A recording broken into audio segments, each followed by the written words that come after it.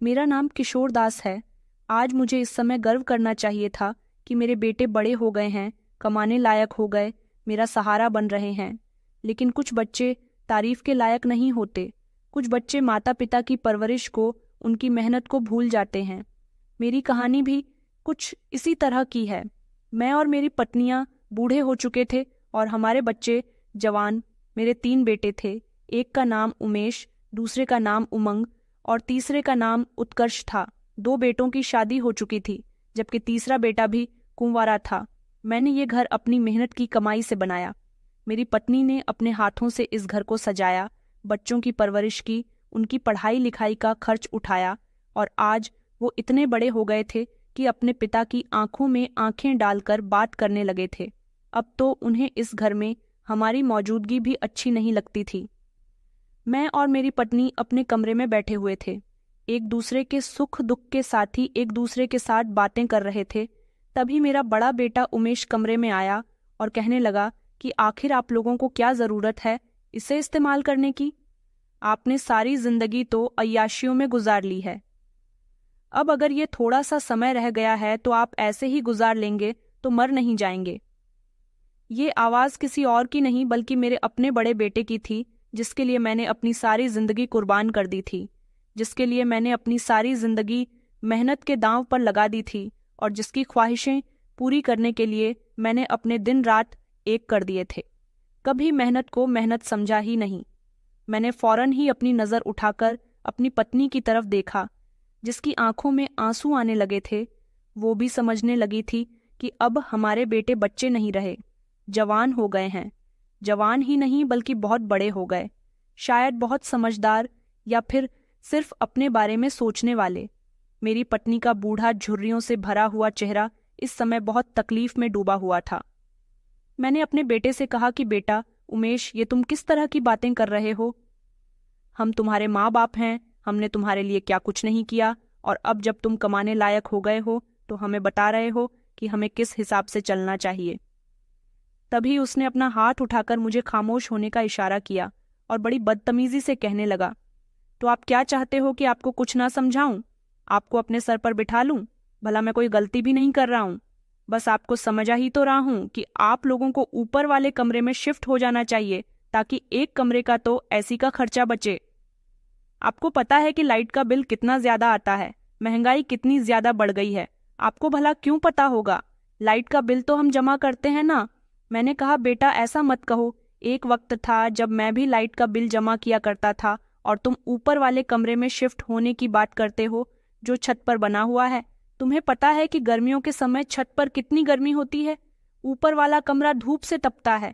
इस उम्र में हम दोनों का वहां गुजारा करना बहुत मुश्किल हो जाएगा। रात के समय तो किसी न किसी तरह से इंसान गर्मी बर्दाश्त कर ही लेता है, लेकिन दिन में कड़कती हुई धूप में सूरज सर के ऊपर आकर खड़ा हो जाता है और लाइट तो बार बार जाती रहती है। ऊपर वाले कमरे में तो इन्वर्टर का भी कनेक्शन नहीं है। बेटा नीचे के कमरे में तो ठंडक रहती है। तुम लोग बेशक हमारे कमरे का एसी बंद कर दो या फिर उतार दो, लेकिन हमें नीचे ही रहने दो, हम ऊपर नहीं जाएंगे। मेरा बेटा मेरी बात सुनने के लिए तैयार ही नहीं था। बार बार बहस कर रहा था कि आखिर पहले के लोग भी तो खुले हुए घरों में रहते थे, कड़कती हुई धूप में अपना गुजारा कर लिया करते थे।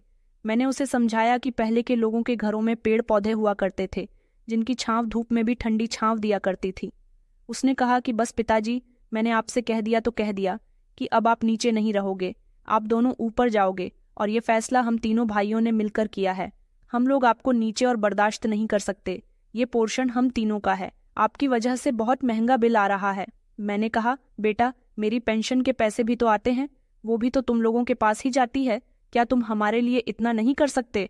उन्होंने कहा कि अच्छा, आपके तो 7 लाख पेंशन के पैसे आते हैं और घर का खर्चा आपको पता है कि 1 लाख से भी ज्यादा है। हर महीने घर में राशन डलवाना होता है, गैस का बिल, बिजली का बिल, बच्चों की पढ़ाई का खर्चा, और बीच में अगर कोई लेन देन आ जाए तो वो भी हमें ही देखना होता है। और फिर भी अगर कोई बीमार हो जाए तो अस्पताल के चक्कर भी हम लोग लगाते हैं। आप तो अपनी पेंशन को ना जाने क्या समझ रहे हो। मैंने कहा बेटा, ऐसी कोई बात नहीं है। एक वक्त में मैं भी घर के सारे खर्चे उठाया करता था। मैंने तो कभी किसी से कोई शिकवा शिकायत नहीं की, और तुम लोग भी तो अपने कमरे में ऐसी लगाकर बैठे हो। मैंने तो कभी तुम लोगों से कुछ नहीं कहा। मेरा इतना कहने की देर थी कि मेरा बेटा अपने आप ही से बाहर होने लगा। चिल्लाकर कहने लगा कि आप किस तरह के माता पिता हैं कि आप लोग अपने बच्चों को खुश नहीं देख सकते। ये आपको सिर्फ और सिर्फ अपनी फिक्र है और अपनी अय्याशियों की फिक्र है। मेरी पत्नी ने उसकी ऊंची आवाज पर मेरा हाथ मजबूती से पकड़ लिया। मैं जानता था कि उसके ये शब्द मेरी पत्नी के दिल में जाकर चुभ रहे हैं। उसने मुझसे ही कहा कि रहने दीजिए, इनसे बहस करना बेकार है, आप ही खामोश हो जाइए। हमारे बच्चे बहुत बड़े हो गए हैं या खुद बड़े हो गए और उन्होंने अपने माता पिता को छोटा कर दिया, इसलिए आपका खामोश रहना ही बेहतर है। उसने खामोशी से बाहर की तरफ कदम बढ़ा दी। मैं शिकायत करती हुई नजरों से अपने बेटे की तरफ देखने लगा, मगर उसे तो जैसे किसी चीज की फिक्र ही नहीं थी, इसलिए ये कोई बड़ी बात नहीं थी। मेरा दिल भी बहुत दुखा था, और दुखता भी क्यों नहीं। मैंने अपने बच्चों के लिए क्या कुछ नहीं किया, और आज वही बच्चे मुझे एक एक चीज का हिसाब दे रहे हैं। मेरे बेटे के लिए ये कोई बड़ी बात नहीं थी। अपने माता पिता को जलील करके शायद गर्मी में और ऊपर वाले कमरे में भेजने के बाद उसे कोई फर्क नहीं पड़ता। उनकी जिंदगी तो आराम से गुजर रही थी। मैंने कमरे से बाहर निकलने से पहले एक नज़र अपने बेटे को और देखा और कहा कि सुनो बेटा, एक ना एक दिन जरूर पछताओगे। तुम्हें ये एहसास जरूर होगा कि तुम अपने बूढ़े माता पिता के साथ क्या कर रहे हो, और फिर उस दिन तुम्हारे पास रोने के अलावा और हाथ मलने के अलावा कोई दूसरा रास्ता नहीं बचेगा। मेरी बात सुनकर तो जैसे उसे कोई फर्क ही नहीं पड़ा था, वो खामोशी से खड़ा रहा। एक नज़र के लिए भी उसने अपने पिता की आंखों से नजरें नहीं हटाई थीं। इतने काबिल हो गए थे कि अपने माता पिता की आंखों में आंखें डालकर आसानी से बात कर सकते थे। मैं कमरे से बाहर निकला तो सामने ही उमेश की पत्नी यानी घर की बड़ी बहू खड़ी हुई थी, जो कि दबे दबे होठों से हंस रही थी। धीरे धीरे चलते हुए वह मेरे करीब आई और बिल्कुल मेरे सामने खड़ी हो गई। बहुत ही प्यार भरे और धीमी शब्दों में कहने लगी कि पिताजी, देखिए ना, आपको कितना समझाया था मैंने कि मेरे मामलात से दूर रहिए। मेरे मामले में इंटरफेयर करने की आपको कोई ज़रूरत नहीं है। यहाँ तक कि मैंने आपको वार्निंग भी दी थी, लेकिन आपने तो मेरी एक नहीं सुनी। अब देखिए कि आपके साथ क्या हो रहा है। आप तो कहीं मुंह दिखाने के लायक भी नहीं रहे। आपके अपने ही बेटे आपके हाथों से निकल गए। मैंने सुना है कि आपने उनकी परवरिश बड़ी मेहनत से की है। देख ली आज अपनी मेहनत का फायदा क्या हुआ आपको। आपकी मेहनत का ये फल मिल रहा है कि आज आपके ही बेटे आपकी आंखों में आंखें डालकर आपके साथ बदतमीजी कर रहे हैं। मैं उसकी बातें बहुत ही सब्र और तसल्ली के साथ सुन रहा था। मैं जानता था कि इस समय वो भी मेरी बेबसी का मजाक बना रही है। जहां तक मेरे बेटों का सवाल था तो वो मेरे अपने थे, मेरा खून थे। उनके लिए तो मैं कभी बद्दुआ कर ही नहीं सकता था। मगर इस लड़की से मुझे पहले ही दिन से बहुत चिढ़ थी। ये लड़की मुझे बिल्कुल भी पसंद नहीं थी। मैं और मेरी पत्नी चाहते ही नहीं थे कि इसकी शादी मेरे बेटे के साथ हो, क्योंकि ये बहुत ही चालाक थी और मैं उसके परिवार के बारे में पहले से ही काफ़ी कुछ जानता था। मैंने जब आगे भी इसके बारे में पता लगाया तो पता चला कि ये ठीक कैरेक्टर की लड़की नहीं थी। तभी तो ये मेरे बेटे को अपने प्यार के जाल में फंसा चुकी थी। मेरा बेटा इसकी मोहब्बत में इतना गहरा फंस चुका था कि उसे इस लड़की के अलावा कुछ दिखाई ही नहीं देता था। वो इसकी मोहब्बत में अंधा हो गया था। न जाने उसने मेरे बेटे पर ऐसा कौन सा भी जादू कर दिया था कि वो इस लड़की के बारे में शब्द भी नहीं सुन सकता था, और इसके अलावा उसे कोई और दिखाई नहीं दे रहा था। इस लड़की की वजह से हमारा वो बेटा, जिसने कभी हमसे ऊंची आवाज में बात तक नहीं की, इसके प्यार में पड़ने के बाद हमसे पूरे 1 साल तक झगड़ा करता रहा था कि शादी करेगा तो इसी लड़की से करेगा। हम लोग अगर थोड़ी सी भी कोशिश कर लेते तो शायद उमेश की शादी इस लड़की से ना होती। बस हमने यही सोचा कि अगर हमारे बेटे की खुशी इसके साथ है और वैसे भी वो उसे पसंद करता है, रहना तो इन दोनों को एक दूसरे के साथ ही है, तो फिर हम बीच में इंटरफेयर करने वाले कौन होते हैं। इसीलिए हमने अपने बेटे की खुशी की वजह से इन दोनों की शादी करवा दी थी। शायद ये शादी बेटे की मोहब्बत से मजबूर होकर हुई थी। बस इसी चीज़ का अंजाम हम लोग आज तक भुगत रहे थे। हमें बाहर के लोगों से कोई शिकवा नहीं था और ना ही उनसे मुझे किसी तरह की कोई शिकायत थी। शिकायत तो मुझे अपने बेटों से थी, जिनको मैंने बेतहाशा मोहब्बत दी थी, जिनको मैंने ढेर सारा प्यार किया था और जिनके लिए मैंने बहुत ज़्यादा मेहनत की थी।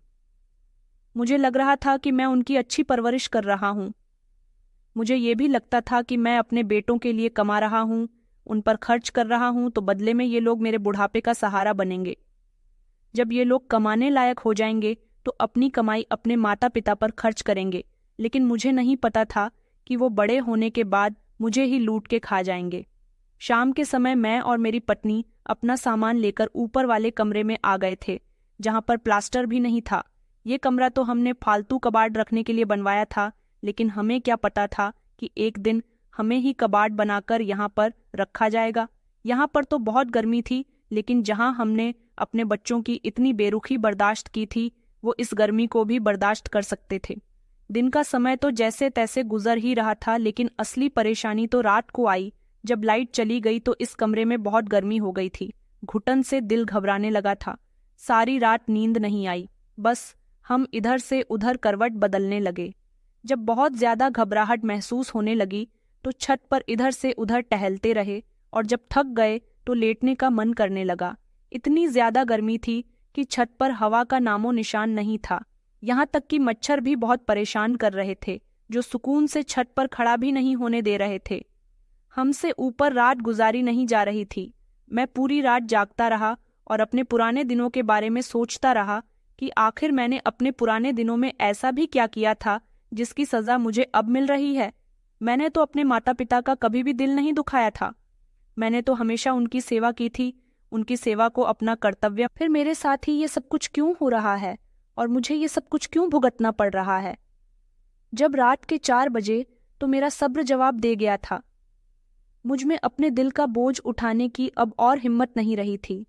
मेरा दिल छोटे बच्चों की तरह रो रहा था। मैंने अपनी पत्नी की तरफ देखा तो उसकी आंखों में भी आंसू थे। वो बिल्कुल खामोश थी, अपनी नजर झुकाकर एक तरफ खड़ी हुई थी। मच्छर कभी हमारे चेहरे पर तो कभी हमारे हाथों पर बार बार काट रहे थे। शरीर का ऐसा कोई हिस्सा नहीं था जो मच्छरों ने जख्मी न किया हो। मैंने जो कभी ये घर बड़ी मेहनत के साथ अपने और अपने बच्चों को आराम के लिए बनाया था, आज वही घर चीख चीख कर कह रहा था कि मेरी मेहनत मेरे किसी काम नहीं आई। मुझे ऊपर वाले की बहुत जरूरत थी। मैं बार बार उससे प्रार्थना कर रहा था कि मुझे मदद की बहुत जरूरत है। मुझे पता था कि ऊपर वाले के आगे गिड़गिड़ाने से ही मदद मिलती है। बाकी दुनिया तो हमारे आंसुओं का तमाशा देखती है। ऊपर वाला ही था जो मुझे इस मुश्किल से बाहर निकाल सकता था। मैं तो फिर भी खुद को जैसे तैसे संभाल रहा था, लेकिन मेरी पत्नी की हालत अब बहुत खराब हो गई थी। उसे तो घर में बिल्कुल भी बर्दाश्त ही नहीं थी। थोड़ी भी गर्मी से उसकी तबीयत बिगड़ जाती थी और वो बीमार पड़ जाया करती थी। मेरे बेटों को अपनी माँ की हालत के बारे में बहुत अच्छी तरह से पता था, फिर भी उन्होंने जानबूझकर ऐसा किया। मगर अब ऐसा लगता था कि उनकी आंखों पर पट्टी बंधी हुई है। उन्हें अपने माता पिता को तकलीफ देते हुए कुछ दिखाई ही नहीं देता। मैं सुबह के 6 बजे के करीब कमरे में गया तो देखा कि मेरी पत्नी खामोशी से बैठी हुई जाग रही थी। मैंने कभी अपनी पत्नी को कोई तकलीफ नहीं दी थी। जिस दिन से वो शादी करके इस घर में आई थी, मैंने उसकी हर ख्वाहिश पूरी की थी। उसे बहुत आराम से रखा था। उसके नाज नखरे उठाए थे क्योंकि मैं उसे बहुत मोहब्बत करता था। मेरी उसके साथ लव मैरिज हुई थी, मगर आज इस उम्र में आकर जब उसे इन सारी चीज़ों की सबसे ज्यादा ज़रूरत थी तो मैं बेबस हो गया था और वो बेबसी का शिकार हो रही थी। इससे पहले कि वो फिर से रो जाती, रिक्वेस्ट करती, मैं उसके करीब जाकर बैठ गया। उसके हाथों पर अपने हाथ रख दिए, उसे तसल्ली देते हुए कहने लगा कि फिक्र मत करो साक्षी, सब कुछ ठीक हो जाएगा। ऊपर वाला हमारे लिए आसानियां पैदा जरूर करेगा। ऊपर वाले पर भरोसा रखो, वो हमें कभी मायूस नहीं करेगा। मगर मेरे बच्चों ने मुझे मायूस कर दिया। मेरी पत्नी कहने लगी कि हाँ, ऊपर वाला सब कुछ ठीक कर देगा, लेकिन मैं अपने बच्चों को बद्दुआ नहीं देना चाहती और ना ही मैं चाहती हूँ कि उनकी जिंदगी बर्बाद हो। मगर मुझे डर लगता है कि अगर उन्हें हम दोनों की आह लग गई तो वो कभी भी कामयाब नहीं हो पाएंगे। इस उम्र में आकर वो हमें परेशान कर रहे हैं।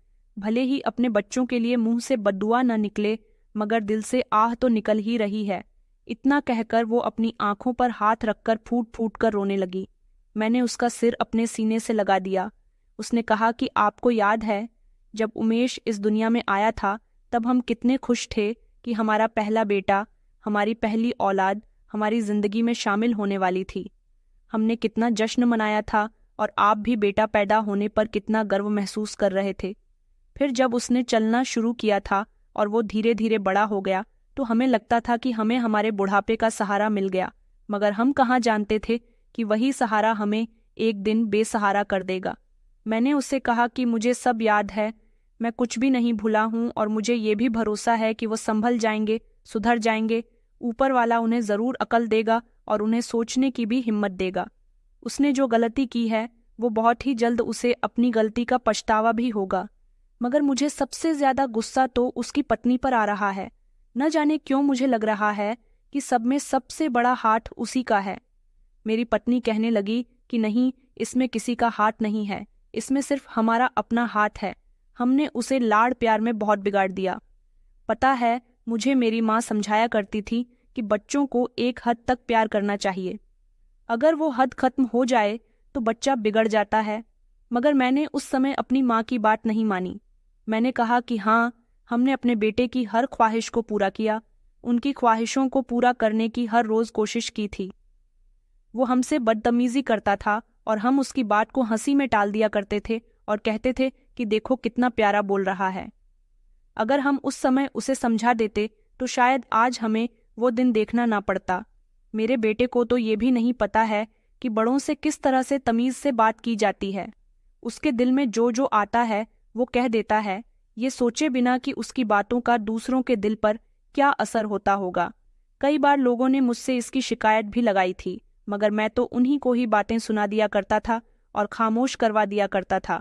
साक्षी भी हमारी पुरानी गलतियां याद कर रही थी और मैं भी खामोशी से सब कुछ याद कर रहा था। कुछ सुन रहा था, कुछ सुना रहा था। उसके शब्दों में बहुत दर्द और पछतावा था, लेकिन अब हमारे पास पछताने के अलावा कोई दूसरा रास्ता नहीं था। सुबह के समय जब मैं सोकर उठा तो मेरी पत्नी का पूरा शरीर बुखार में जल रहा था। वो ज्यादा गर्मी की वजह से बीमार हो गई थी। अभी ठीक तरह से सुबह भी नहीं हुई थी कि उसकी तबीयत और ज्यादा खराब हो गई थी। उसको सांस लेने में दिक्कत आ रही थी। मैं तेजी से नीचे की तरफ गया ताकि अपने बेटे से कह सकूं कि वो उसे अस्पताल ले जाए। मेरा सबसे छोटा बेटा उत्कर्ष जाग रहा था। वो आंगन में सोफे पर बैठा हुआ मोबाइल चला रहा था। मेरा ये बेटा मेरे 2 बड़े बेटों से सबसे ज्यादा पढ़ा लिखा था। मुझे इससे उम्मीद थी कि ये मेरी बात जरूर सुनेगा, मेरी मदद करेगा। दरअसल पिछले कई महीनों से वह हॉस्टल गया हुआ था। पिछले हफ्ते ही घर पर आया था। मैंने उसे कहा कि बेटा उत्कर्ष, तुम्हारी माँ की तबीयत ठीक नहीं है, चलो उसे अस्पताल लेकर चलते हैं। मगर वो तो नफरत भरे शब्दों में कहने लगा कि प्लीज पापा, मुझ पर रहम कीजिए, मेरे पास इतने पैसे नहीं हैं कि मैं मम्मी का इलाज करवा सकूं। और रही बात कि आपके दोनों बेटों के मुकाबले में आप जानते हैं कि मैं इतना ज्यादा नहीं कमाता। जितना कमाता हूँ वो भी अपनी पढ़ाई पर लगा देता हूँ। अगर वो भी आप लोगों पर लगाना शुरू कर दिया तो मेरा क्या होगा? वो जिन शब्दों में अपने पिता से बात कर रहा था, मेरी आंखों में आंसू आ गए थे।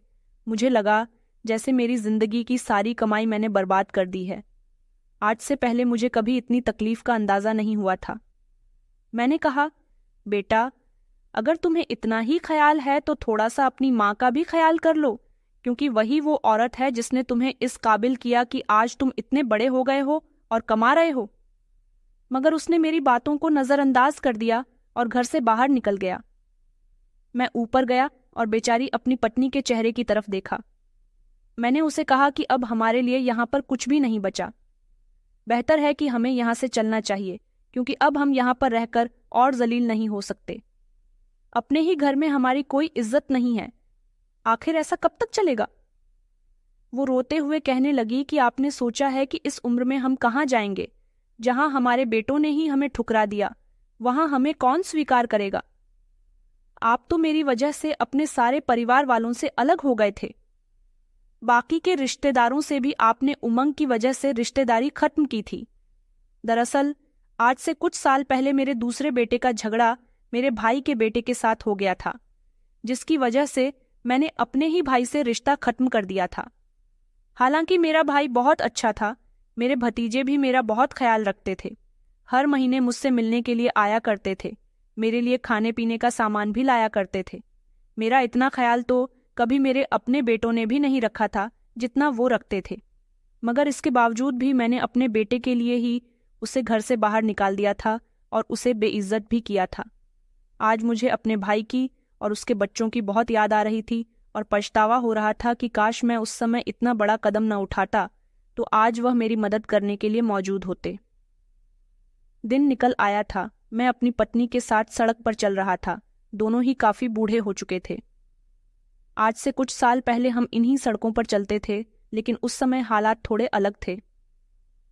तब हमारे दिल को तसल्ली थी। हमें पता होता था कि हमारे पास एक घर मौजूद है जहां हम जब चाहे जा सकते हैं, और हमारे पास एक अच्छी जिंदगी भी मौजूद है जहां हम अपनी ख्वाहिशें पूरी कर सकते हैं। लेकिन आज ऐसा भी कुछ नहीं था। न तो हमें घर की तरफ से तसल्ली थी और न ही हमें इस बात का पता था कि हम कैसे अपनी ज़रूरत पूरी करेंगे। साक्षी ने मेरा बाजू थाम लिया और रोते हुए कहने लगी कि अब मुझसे और बर्दाश्त नहीं होता, मैं नहीं चल पा रही हूँ। वो ज़मीन पर गिर गई थी। दरअसल उम्र ज़्यादा हो जाने की वजह से उसके घुटनों में भी दर्द रहने लगा था और थोड़ा भी चलने की वजह से उसकी सांस फूल जाती थी। मैंने अपनी पत्नी को सहारा दिया और दोबारा खड़ा करने की कोशिश की, लेकिन अब की बार तो वो मुंह के बल जमीन पर गिर गई थी। जमीन पर टकराने की वजह से उसके मुंह से खून बहने लगा। वो दर्द के मारे रोने लगी थी। मेरे हाथ पैर फूल गए। मैंने दोबारा से ऊंची आवाज में चिल्लाना शुरू कर दिया और अपने बेटे को आवाज लगाई।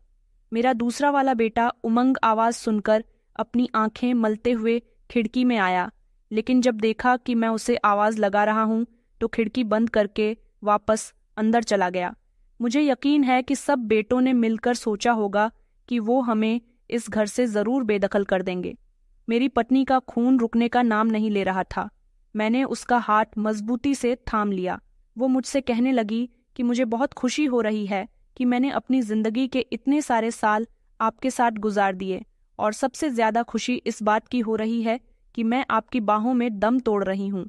हम दोनों ने एक दूसरे के साथ बहुत मोहब्बत की, हमेशा एक दूसरे के साथ खड़े रहे, चाहे मुश्किल हो या आसानी। हम दोनों सड़क पर थे जब गाड़ी से एक लड़का उतरा। हमें देखकर बुरी तरह से घबरा गया। वो बहुत ही मेहरबान लगता था। वो तेजी से चलता हुआ हमारे पास आया और कहने लगा कि अंकल जी, क्या हो गया है आंटी को? मैंने रोते हुए उसे अपने ऊपर बीती हुई दास्तां सुनाई। उसने भी नफरत भरे अंदाज में मेरे घर की तरफ देखा और मेरे बेटों को गाली देते हुए कहने लगा कि मैं आंटी को अभी अस्पताल लेकर चलता हूँ, आपको घबराने की कोई ज़रूरत नहीं है। वो मेरे बेटों को बुरा भला कहने लगा। मैंने कहा, बेटा, भगवान के लिए मेरे बच्चों को बुरा मत कहो, वो मेरे जिगर के टुकड़े हैं। वो लड़का मुस्कुराने लगा और कहने लगा कि अंकल, आप उनके बारे में बुरा ना सोचें, मगर ऊपर वाला सब देख रहा है। आपके आंसू ही उनको तबाह करने के लिए काफ़ी हैं। वो लड़का हमें अस्पताल ले आया था, मगर मेरी बदकिस्मती ये थी कि मेरी पत्नी इस दुनिया से जा चुकी थी। मैं बहुत रो रहा था, चीख रहा था, चिल्ला रहा था।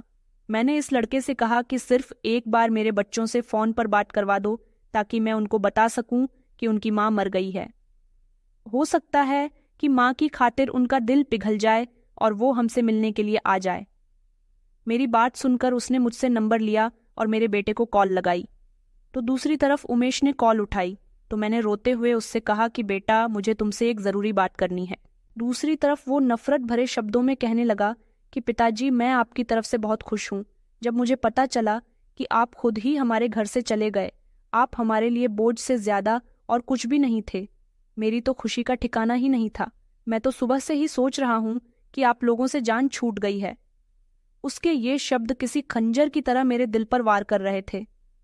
सामने बैठा वो लड़का भी हैरानी से मुझे देखने लगा और कहने लगा कि आखिर कोई बेटा इतना ज्यादा जुल्मी कैसे हो सकता है और कोई इंसान इतना बेमतलब कैसे हो सकता है। मैंने उमेश से कहा कि बेटा, ऐसी बात नहीं है, मैंने तुम्हें सिर्फ ये बताने के लिए फ़ोन किया था कि तुम्हारी माँ की मौत हो गई है। मैं चाहता हूँ कि तुम अपनी माँ को अंतिम विदाई दो, एक आखिरी समय में अपनी माँ को कंधा तो दे दो। अगर उसका चेहरा आखिरी बार देखना चाहते हो तो तुम आ सकते हो, मैं अस्पताल में हूँ। उमंग कहने लगा कि नहीं पिताजी, मेरी एक बहुत ही इम्पॉर्टेंट मीटिंग है जिसे अटेंड करना मेरे लिए बहुत ज़रूरी है। अगर मैं ये मीटिंग अटेंड नहीं करूँगा तो मेरा लाखों का नुकसान हो जाएगा। चलिए ठीक है, मैं फिर भी कोशिश करता हूँ। मैं उत्कर्ष और बड़े भैया को इस बारे में बता दूंगा। वो लोग आना चाहेंगे तो आ जाएंगे। मेरे लिए भी अगर पॉसिबल हो सका तो मैं ज़रूर आऊँगा।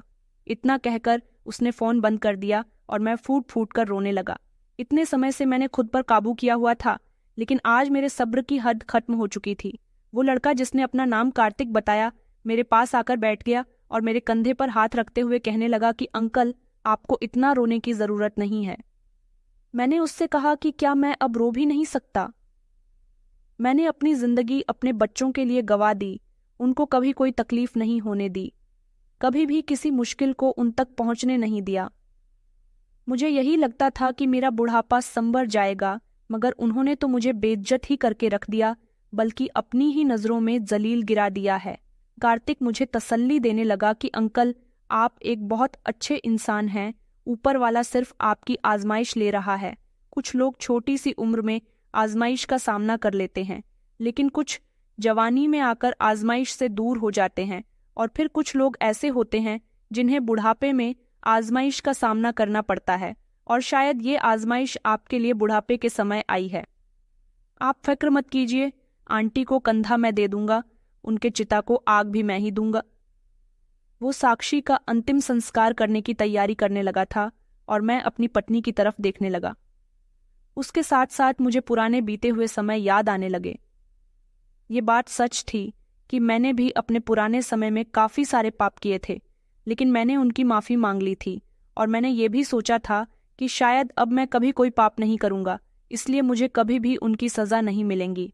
दरअसल मेरे पिता की छोटी बहन, मेरी बुआ, जो हमारे साथ ही हमारे घर में रहती थी, उनकी शादी हुई थी, तो शादी के 3 महीने बाद ही उनके पति ने उन्हें छोड़ दिया था। उसके बाद उनकी दोबारा कभी शादी नहीं हो सकी और वो मेरे पिता की जिम्मेदारी बन गई, मगर ना जाने क्यों उन्हें देखकर मुझे घिनाया करती थी। वो मुझे बिल्कुल भी अच्छी नहीं लगती थी। वो दिमागी तौर पर थोड़ी कमजोर थी। पिताजी ने उनका इलाज करवाया था, मगर कोई हल नहीं निकल सका। वो जब अपनी ससुराल छोड़कर आई तो और ज्यादा बीमार हो गई थी, ज्यादातर बिस्तर पर ही पड़ी रहती थी। मेरा भाई उनकी सेवा किया करता था और मैं उनसे दूर रहता था। मैं जब भी अपने दोस्तों को घर बुलाया करता था तो वो आंगन में ही मौजूद होती थी, दिन के समय आंगन में और रात के समय अपने कमरे में बिस्तर पर होती थी। मेरे दोस्त मेरी बुआ को देखकर उनका मजाक बनाया करते थे। उन्हें भी मेरी तरह उनसे घिन महसूस होती थी।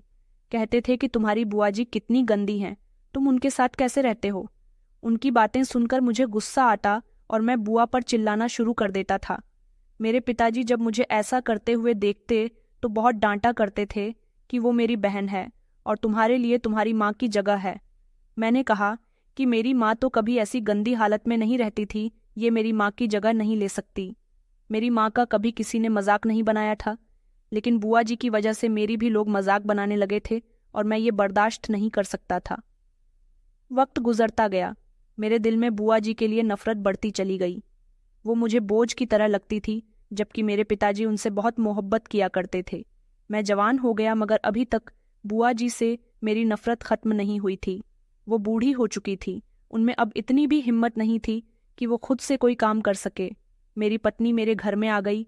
वो उनका बहुत ख्याल रखती थी, उनके आगे पीछे उनकी सेवा किया करती थी, मगर बुआ जी के शरीर से बहुत बुरी बदबू। मेरी पत्नी उनके कमरे में जाती, उनका ख्याल रखती। जब वो अपने कमरे में वापस आया करती थी और मेरे पास आती तो मुझे उसके शरीर से भी बिल्कुल वैसी ही बदबू आती थी जैसी बुआ जी के शरीर से आया करती थी। मैं साक्षी को डांटता था कि तुम उनके कमरे में क्यों जाती हो, मेरा दिल खराब होने लगता है। साक्षी कहती कि ऐसा नहीं कहते, वो आपकी माँ की जगह है। आपके पिता तो अब इस दुनिया में नहीं रहे, तो उनका ख्याल रखने का हक अब आप दोनों भाइयों का है। मैंने जिस तरह आपके पिता का ख्याल रखा, तो मेरा फर्ज बनता है कि मैं उनका भी ख्याल रखूं, क्योंकि वो इस घर के मेंबर हैं। साक्षी की बातों से मुझे उलझन होती थी। मैंने उससे कहा कि अगर तुम्हें ख्याल रखना है तो सिर्फ उनके पास ही रहो, मेरे पास आने की कोई ज़रूरत नहीं है। मैं उनकी वजह से अपनी पत्नी से भी कई कई दिनों तक नाराज रहता था। फिर मेरे बच्चे भी इस दुनिया में आ गए तो मेरी पत्नी बीजी हो गई और उसका ध्यान भी बुआ की तरफ से काफ़ी हद तक हट चुका था। अब उसने जिम्मेदारियां मुझे दे दी थीं, जैसे कि बुआ को वक्त पर दवाई देनी और फिर उन्हें खाना देना। मैंने ये जिम्मेदारियां ले तो ली थीं, मगर मैंने उनकी ये जिम्मेदारी कभी पूरी नहीं की थी। हमेशा मैं देर से उन्हें खाना देने के लिए जाता था, कभी कभी तो भूल भी जाया करता था, जिसकी वजह से उनकी तबीयत हद से ज़्यादा खराब रहने लगी थी। एक दिन मैं उन्हें डॉक्टर के पास लेकर गया क्योंकि मेरी पत्नी बहुत जिद कर रही थी। डॉक्टर ने मुझे बताया कि आप इन्हें जान से मारना चाहते हैं। मैं डॉक्टर की बात सुनकर हैरान रह गया। वो मुझसे कहने लगी कि जो दवाइयाँ मैंने आपको लिख कर दी हुई हैं वो आप इन्हें क्यों नहीं दे रहे हो। मैं जो सोच रहा था कि झूठ बोलेंगे और बच जाऊंगा। मैं बुरी तरह से फंस चुका था क्योंकि डॉक्टर को पता चल गया था कि उन्हें दवाइयाँ नहीं मिल रही हैं। इससे पहले मैं कोई और बहाना बनाता, डॉक्टर ने कहा, ये मुझे आपकी माँ नहीं लगती। ऐसा लगता है कि इनका आपसे कोई दूर का संबंध है, क्योंकि जब आपको अपनी माँ की सेहत का ख्याल था तब आप उन्हें हर हफ्ते मेरे पास लेकर आया करते थे। जब उनकी ज़रा भी तबीयत खराब होती तो आपका दिल कांप जाता था, लेकिन उस औरत के लिए आपके दिल में शायद कुछ भी नहीं है। इस बात से लगता है कि जैसे किसी ने ज़बरदस्ती इनकी जिम्मेदारी आपके ऊपर डाल दी है।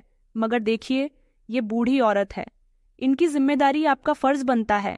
आप अच्छे तरीके से अपना फ़र्ज़ निभाइए। इसके अलावा भी डॉक्टर मुझे काफ़ी कुछ कह रहे थे, मगर मैं उनकी सारी बातों को नज़रअंदाज कर रहा था। मैं जब अपनी बुआ को लेकर घर गया तो मैंने उन्हें बातें सुनाना शुरू कर दिया। इस समय मुझ पर भी जवानी छाई हुई थी और मैं भी कुछ समझने के लिए तैयार नहीं था। मैं खुद को बहुत ताकतवर समझता था, पैसा कमाने लायक इंसान था, इसलिए सोचता था कि शायद मैं बुआ को तंग करूंगा, उन्हें परेशान करूंगा तो मुझसे कोई कुछ नहीं कहेगा। बुआ जी मेरी बातों पर रोया करती थीं, बीमार थीं, दिमाग से पागल थीं, जो मुंह में आता बोल दिया करती थीं। मेरे पिता, जो उनके सबसे प्यारे भैया थे, वो इस दुनिया से चले गए। वो उनको बहुत याद किया करती थी, क्योंकि जब तक मेरे पिताजी जिंदा थे उन्होंने कभी अपनी बहन को कोई तकलीफ नहीं होने दी थी। मैं भूल चुका था कि ऊपर वाला सब कुछ देख रहा है। वो मुझसे मेरी हर गलती का हिसाब लेगा और जो कुछ मैं कर रहा हूँ मुझे उसकी सज़ा भी मिलेगी। एक दिन बुआ जी ने रोते हुए कहा कि बेटा, बस बहुत हो गया मुझसे, अब और ये सख्त बिहेवियर तुम्हारा बर्दाश्त नहीं होता। काफ़ी सालों बाद उन्होंने अपनी ज़बान खोली थी और नॉर्मल अंदाज में बात कर रही थी। मैंने चिढ़ते हुए कहा कि आखिर क्या हो गया है, क्या परेशानी है तुम्हें? अब क्या नई परेशानी शुरू हो गई? तुम्हारी सारी दवाइयाँ तुम्हें दे दी है। दरअसल उस रात मैं उन्हें दवाई देने के लिए ही आया था, मगर वो बहुत रो रही थी और कह रही थी कि तुम छोटे से थे। जब मैंने तुम्हें पहली बार अपनी गोद में उठाया था तो मुझे तुम बहुत अच्छे लगे थे। मैं तुमसे बहुत प्यार किया करती थी। मुझे लगता था कि शायद तुम भी बड़े होकर मुझसे प्यार करोगे, लेकिन तुमने तो कभी मेरी तरफ प्यार भरी नज़रों से देखा ही नहीं। प्यार तो दूर की बात, तुमने कभी मेरी इज्जत भी नहीं की बेटा। ये सब देखकर मुझे बहुत तकलीफ होती है, मेरा दिल खून के आंसू रोता है। मैं तुम्हारे आगे हाथ जोड़ती हूँ, अब तुम मेरे लिए कुछ मत करो। मेरे पास बहुत कम समय बाकी रह गया। मैं चाहती हूँ कि ये वक्त मैं तुम्हारे साथ गुजारूं। मेरी अपनी तो कोई औलाद नहीं है। सारी जिंदगी मैं अकेली रही, सिर्फ अपने भाई और उसके परिवार को ही सब कुछ समझा। शादी हुई थी लेकिन पति ने मुझे छोड़ दिया था। उस दिन के बाद मैं आज तक अकेली जिंदगी गुजार रही हूँ। मैं चाहती हूँ कि आखिरी समय में मैं तुम्हारे साथ रहूँ। मुझे थोड़ा सा वक्त दे दिया करो बेटा। मेरे साथ मेरे दुख को बांटने के लिए कुछ देर मेरे पास बैठ जाया करो। मगर मुझे उनकी बातों से चिढ़ होने लगी थी। मैंने उनसे कहा कि मेरे पास इतना फालतू टाइम नहीं है जो मैं आप पर बर्बाद करूं, और मैंने आपसे नहीं कहा था कि मेरे बचपन में आप मुझे प्यार करो। ये कहकर मैं नफरत से बाहर निकल गया था। उस दिन के बाद मैंने अपनी पत्नी को भी कह दिया था कि अब मैं बुआ को कोई दवाई नहीं लाकर दूंगा। अगर तुम्हें इनकी इतनी ही फिक्र होती है तो तुम खुद ही उन्हें डॉक्टर के पास ले जाया करो और दवाइयाँ भी खुद ही दिया करो। मेरी पत्नी खामोश हो गई थी, उसने मुझसे कुछ नहीं कहा। कुछ समय गुजरा था कि बुआ इस दुनिया से चल बसी। उनके जाने के बाद मेरी जिंदगी में थोड़ी सी बेचैनी फैल गई थी। एक अजीब सा खालीपन और एक अजीब सा एहसास हुआ करता था। एक दिन जब मैं घर वापस आया तो मेरी पत्नी ऊंची ऊंची आवाज में रो रही थी। मैं उसके पास बैठ गया और उससे पूछा कि क्या हुआ, तुम क्यों रो रही? इस तरह उसके हाथ में एक डायरी थी। उसने मेरी तरफ करते हुए कहा कि ये बुआ जी की डायरी है और उनके हाथ की लिखी हुई है। मैंने डायरी खोलकर देखी तो उसके हर पेज पर मेरा नाम लिखा हुआ था। उन्होंने मेरे साथ मोहब्बत का इजहार किया था। हर दिन मैं उनके साथ जो करता रहा था वो इसी डायरी में मौजूद था। मैं जैसे जैसे पढ़ता गया मेरे रोंगटे खड़े होने लगे। उन्होंने अपने आखिरी समय में लिखा था कि बेटा, मैं तुम्हारे लिए बद्दुआ नहीं करना चाहती, मगर मैं इतना ज़रूर चाहती हूँ कि तुम्हें ज़िंदगी में एक बार ऐसी तकलीफ़ ज़रूर महसूस हो जैसा तुमने मेरे साथ किया। भले ही थोड़ी देर के लिए ही सही, जो तकलीफ़ तुमने मुझे दी थी वो तुम्हें भी मिले। शायद तभी तुम्हें मेरी तकलीफ़ का अंदाज़ा होगा। मेरी पत्नी ने तो उनकी सेवा में कोई कसर नहीं छोड़ी थी, और शायद ये उनकी सेवा का ही नतीजा था कि वो मेरे बेटों का आगे बिगड़ा हुआ रूप देखने से पहले ही इस दुनिया से चली गई थी। मगर अब मैं अकेला रह गया था। मैं अस्पताल की कुर्सी पर खामोश बैठा था और फूट फूट कर रो रहा था। जब कार्तिक ने दोबारा से मेरे कंधे पर हाथ रखा और मुझसे कहने लगा कि अंकल, लगता है कि पुरानी यादों में खो गए हैं। पुराने समय में जो कुछ भी हुआ उसको भूल जाइए और आप अपने आज की तरफ ध्यान दीजिए। मैंने उसे कहा कि बेटा, तुम कितने पढ़े लिखे हो? तो उसने ठीक से अंदाज में मुस्कुराते हुए कहा कि मैं ज़्यादा तो पढ़ा लिखा नहीं हूँ, लेकिन हाँ, मेरे पास तजुर्बा बहुत है, क्योंकि छोटी सी उम्र में ही हालात तंग हो गए थे। मेरे माता पिता मुझे छोड़कर चले गए। मैंने अकेले ही मेहनत की, और जो कुछ भी बनाया वो अपनी मेहनत की बलबूती पर बनाया है। मैंने कहा, अगर हम माता पिता के अलावा किसी और का भी दिल दुखाएं तो उसकी सज़ा क्या हमें मिलेगी? तो वो मुझे गौर से देखने लगा और ये कहने लगा कि अंकल, एक बात है जो मैं जानता हूँ, वो ये है कि जिसकी जिम्मेदारी हमारे माता पिता हमारे सर पर डालकर जाते हैं, चाहे वो कोई भी इंसान क्यों ना हो, चाहे वो अपना कोई भाई बहन हो या फिर बाहर का कोई इंसान हो, तो हमारा फर्ज बनता है कि हम उस इंसान की जिम्मेदारी पूरी करें और उस इंसान का वैसे ही ख्याल रखें जैसा ख्याल हमारे माता पिता रखते हैं। इतना कहकर वो खामोश हो गया था और मुझे भी अपने सवाल का जवाब मिल गया था। अगर मैंने अपनी बुआ के साथ अच्छा सलूक किया होता तो शायद आज मेरी बेटी भी मेरे साथ इतना बुरा न कर रही होती। लेकिन इसके पीछे सिर्फ ये वजह भी तो नहीं थी। मैंने तो अपने बच्चों को बहुत प्यार से रखा था, उन्हें हद से ज़्यादा बिगाड़ दिया था। मैंने उनकी आदत खराब कर दी थी। जब भी वो मुझे बातें सुनाया करते थे, मुझे गालियां दिया करते थे, तो मैं खुश होता था और अपनी पत्नी को देखकर कहता था कि देखो, ये मुझे गाली दे रहे हैं, इनके तोतले मुंह से गालियां कितनी अच्छी लग रही है। अगर उसी समय मैंने उन्हें तमीज़ सिखाई होती, अगर उस समय मैंने उन्हें खामोश कर दिया होता, तो आज बुरे कर्मों की शुरुआत नहीं होती और ना वो मेरे सामने नज़र उठाकर बात करते। मगर अब तो वो मेरी आंखों में आंखें डालकर बात किया करते थे, जैसे मैं उनका पिता नहीं बल्कि वो मेरे बाप हूँ। और अगर मैं कभी उनसे कुछ कहता तो मुझे बड़े मज़े से जवाब देते थे कि बचपन में आप ही तो हमारी बातों पर बहुत खुश हुआ करते थे, अब ऐसा क्या हो गया आपको? हमारी हर बात बुरी लगने लगी है।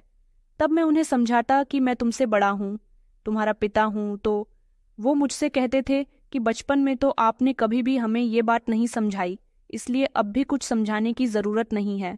हम जो कुछ भी करेंगे अपनी मर्जी से करेंगे। अब मेरे पास हाथ मलने के अलावा कोई दूसरा रास्ता नहीं था। वो मेरे हाथों से निकल चुके थे। इनमें से 2 बेटे तो बड़ी पोस्ट पर नौकरी किया करते थे, लेकिन इसके बावजूद भी उनकी नज़र सिर्फ और सिर्फ मेरी पेंशन पर होती थी। जब भी मेरी सैलरी आती थी तो उस दिन मेरे पास बैठ जाते थे और मुझसे मीठी मीठी बातें किया करते थे। यही वजह थी कि मैं भी अपनी सैलरी आने का इंतज़ार किया करता था, क्योंकि यही वो दिन था जब मुझे अपने बेटों के साथ बैठने का मौका मिलता था।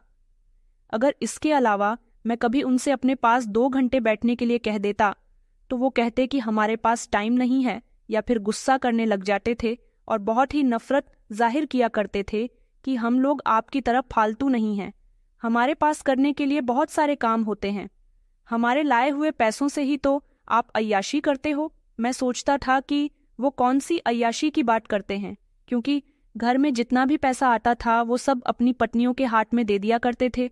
उनकी लाई हुई चीज़ों पर उनकी पत्नियों और बच्चों का ही तो हक होता था। मेरी तबीयत ज़्यादा खराब थी। डॉक्टर ने मुझे दूध पीने के लिए कहा था, मगर मजाल है जो कभी मेरा कोई बेटा मेरे लिए दूध लेकर आया हो। मैं अगर खुद बाहर जाता तो अपने लिए खुद ही दूध लेकर आ जाता था। इसके अलावा मेरे पास जितने भी पैसे मौजूद होते थे वो बड़ी ही चालाकी से मुझसे ले लिया करते थे। बड़ा बेटा अपनी पत्नी के पल्लू से बंध गया था। छोटे बेटे को अपने माता पिता से कोई मतलब नहीं था, उसे सिर्फ अपनी पत्नी और बच्चे ही अच्छे लगते थे, और सबसे छोटा बेटा, उसे तो सिर्फ अपनी पढ़ाई ही प्यारी थी। मेरी जिंदगी किसी सज़ा से कम नहीं थी, और ये सज़ा भी मेरी अपनी ही बनाई हुई थी।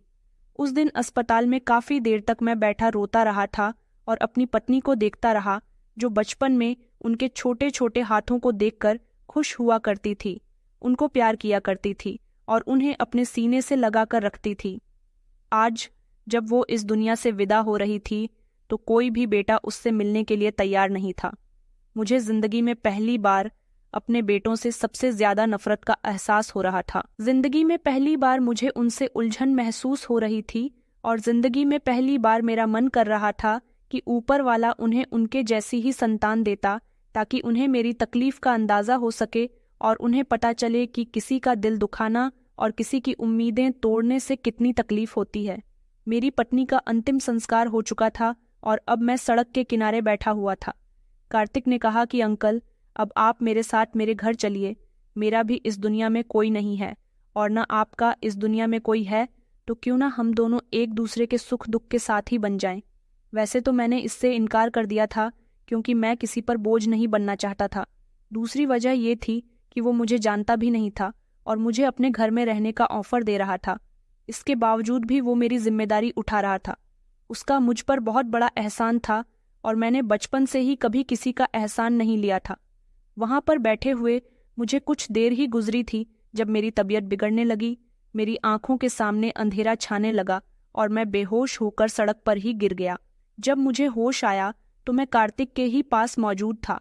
वो मेरे कदमों में बैठा हुआ कहने लगा कि अंकल, मेरे माता पिता को मरे हुए तो काफी साल हो गए, लेकिन जब मैंने आपको और आंटी को देखा तो मुझे लगा कि मुझे मेरे माता पिता वापस मिल गए। मुझे आपकी बहुत ज्यादा जरूरत है। क्या आप मेरे सर पर हाथ रख सकते हैं? क्या आप मुझे अपना बेटा कह सकते हैं? मैं माता पिता के प्यार के लिए काफी तड़प रहा हूँ। वो रो रहा था। तब मुझे एहसास हुआ था कि वो कितना हालात का सताया हुआ है। मैंने उसे गले से लगा लिया और कहा कि मेरे अपने बेटों ने तो कभी मुझे इतनी मोहब्बत नहीं दी और ना ही कभी मेरे साथ अपनेपन का एहसास जताया। तुम अनजान होकर भी मुझे इतनी इज्जत दे रहे हो। अगर मेरा बेटा कहने से तुम्हारे दिल को सुकून पहुंचता है तो मैं जरूर तुम्हें अपना बेटा कहूंगा, बल्कि मानूंगा भी। दिन तेजी से गुजरते चले जा रहे थे और मैं कार्तिक के ही घर में था।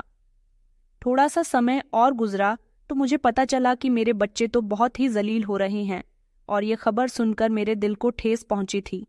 मेरा सबसे बड़ा बेटा, जो कि रिश्वत लेते पकड़ा गया, वह अपनी नौकरी से भी हाथ धो बैठा था और पुलिस भी उसे पकड़कर ले जा चुकी थी। दूसरे बेटे की नौकरी भी चली गई। जो तीसरा बेटा था उसका एक्सीडेंट हो गया और वो एक टांग से लाचार हो गया। मैं ऐसा नहीं चाहता था, लेकिन शायद ऊपर वाले ने उनकी रस्सी को खींचने का फैसला कर लिया था। उस दिन जब मैं अपने बेटों के घर गया तो उनके मुंह हैरानी से खुले के खुले रह गए। वो समझ रहे थे कि शायद मैं कहीं गुम हो गया हूं। मेरा सबसे बड़ा बेटा मेरे पास आया और मुझे गले से लगाकर रोने लगा। मैंने भी उसे गले से लगा लिया था। मुझे भी एहसास था कि वो कितनी तकलीफ में है और मैं उसे तसल्ली दे रहा था। वो मुझसे माफी मांग रहा था। मेरे बाकी के बेटे भी मेरे पैरों में गिर गए और कहने लगे कि पिताजी, हमें नहीं पता था कि आपके जाने के बाद हमारे साथ ये सब कुछ होगा। शायद हमने आपके साथ जो कुछ किया हमें उसकी ही सजा मिली है। हमें इस समय आपकी बहुत जरूरत है। आप कहाँ चले गए थे? हमने आपसे माफी मांगने के लिए आपको कई बार ढूंढा, मगर आप हमें कहीं नहीं मिले। हम लोगों के साथ बहुत बुरा हुआ। हम बहुत शर्मिंदा हैं। उन लोगों को मेरे और मेरी पत्नी के घर से जाने के बाद पता चल गया था कि बुजुर्गों का घर में होना कितना जरूरी होता है और उनकी प्रार्थनाएं बच्चों के लिए कितना काम आती है। मेरा बड़ा बेटा रोते हुए कहने लगा कि हम आपके बिना नहीं रहेंगे। अब आप कहीं नहीं जाओगे, हम आपके साथ ही रहना चाहते हैं। मेरी बहू भी रो रही थी और मुझसे माफी मांग रही थी। मैंने उन्हें माफ कर दिया था क्योंकि कुदरत उनसे मेरा बदला ले चुकी थी, मगर मैंने उनसे साफ इनकार कर दिया कि मैं तुम लोगों के साथ अब नहीं रहूंगा। वो बिलक गए और कहने लगे कि नहीं पिताजी, ऐसा नहीं हो सकता। मुझे पता था कि उनके पीछे कार्तिक ने मेरा साथ दिया था, तो मैं अपने बेटों के मिल जाने के बाद उसे कैसे छोड़ सकता था। इसलिए मैं कार्तिक के साथ ही रहता हूँ और कभी कभी अपने बच्चों से मिलने के लिए भी आ जाता हूँ। मेरे बच्चे अब वो नहीं रहे जो पहले हुआ करते थे। वो काफ़ी हद तक सुधर गए हैं। तो दोस्तों, कहानी कैसी लगी कमेंट में ज़रूर बताएं। वीडियो अच्छी लगी तो इसे लाइक करें और हमारे चैनल को सब्सक्राइब करना ना भूलें।